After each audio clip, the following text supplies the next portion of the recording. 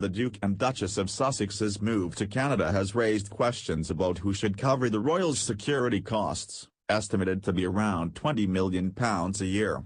The Canadian government has to date remained tight-lipped over the issue, in the midst of growing public anger. That anger has led to a petition, organised by the Canadian Taxpayers Federation, CTF, accumulating over 100,000 signatures in a matter of weeks. The CTF is demanding that Justin Trudeau's government does not pay a penny of the security costs associated with the royal couple. CTF Federal Director Aaron Udrich told Express.co.uk that Meghan and Harry could easily resolve the issue by making it clear they would pay for their own security. He said, "To be fair to Harry and Meghan, they've never explicitly said they want support, but they have never clarified that, and I think if they are not expecting support they should say so right in the open. There is no anger or dislike of them personally as a couple, the issue is money.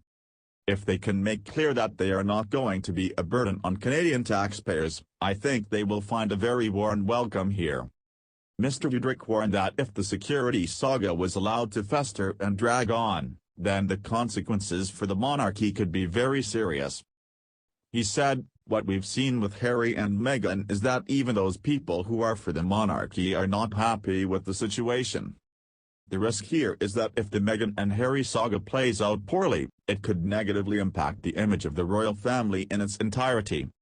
He pointed out that demographics in Canada were continually changing, which meant that there were increasingly less people who had a personal heritage linked to the UK and loyalty to the monarchy.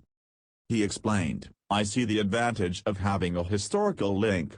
I don't think countries should be in the business of erasing their historical links and their legacy. But at the same time, I recognize Canada is a changing place and there are fewer and fewer people who have a personal heritage connection to the United Kingdom. So some of them question why we have that link."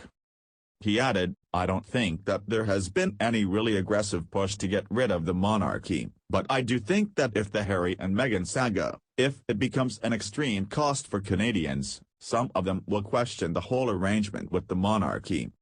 Canadian public opinion about whether to continue with the Queen as head of state is fairly evenly split.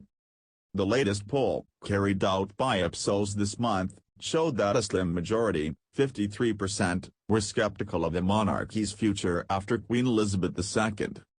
The CTF Federal Director also called on the Canadian Prime Minister, Justin Trudeau, to clarify the government's position on Meghan and Harry. He said, "I find it a little bit unusual that the Queen herself made a pretty definitive statement that it would not be the British public paying, and yet now here we are several weeks on and we have yet to have a decision from the Canadian government. So, my obvious question is if the Queen can make up her mind, decree that quickly. I don't understand what's taking the Canadian government quite so long.